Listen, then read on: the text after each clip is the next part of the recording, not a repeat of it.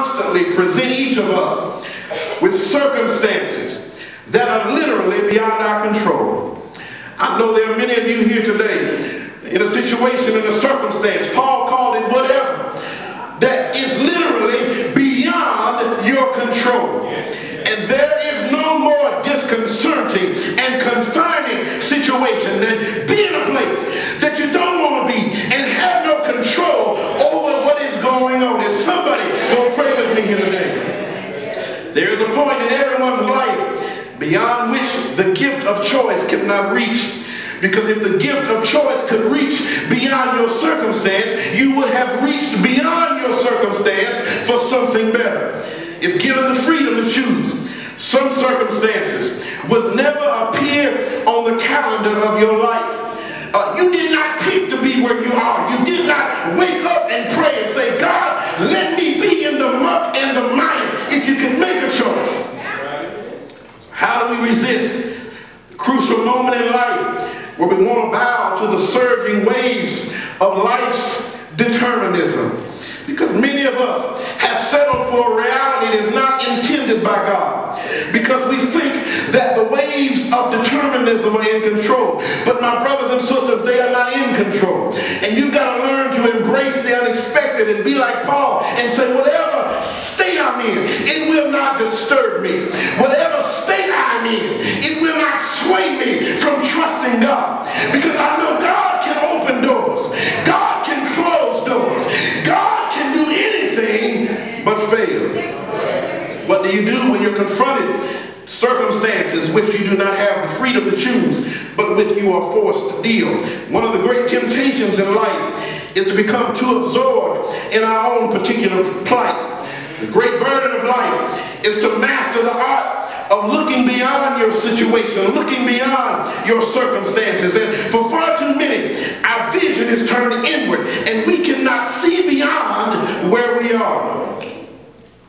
In order, my brothers and sisters, to embrace the unexpected, the first thing you've got to do is gain or learn to see, not to see your present reality as a whole. Do not see your present reality as a whole. What you are in right now is not the defining moment of your life.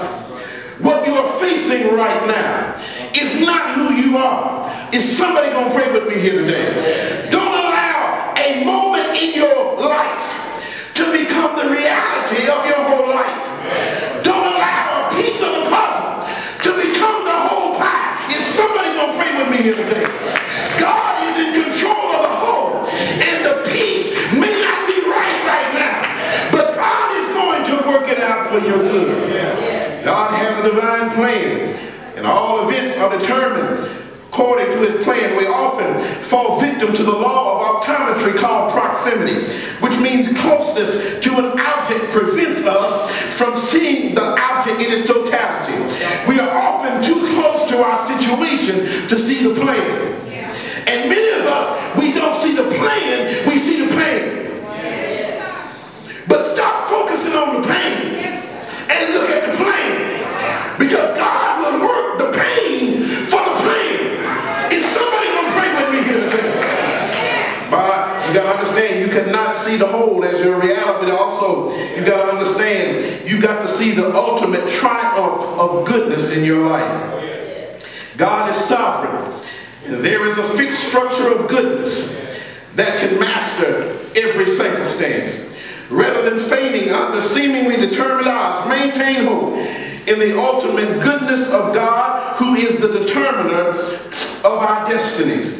In a book entitled Winning Life's Toughest Battles, psychologist Julius Siegel wrote about 25,000 American soldiers who were prisoners of war in Japan during World War II.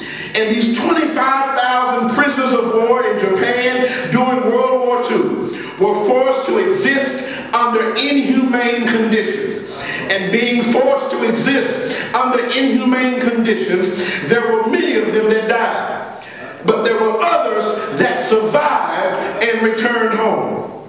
The survivors had one major difference in their situation. They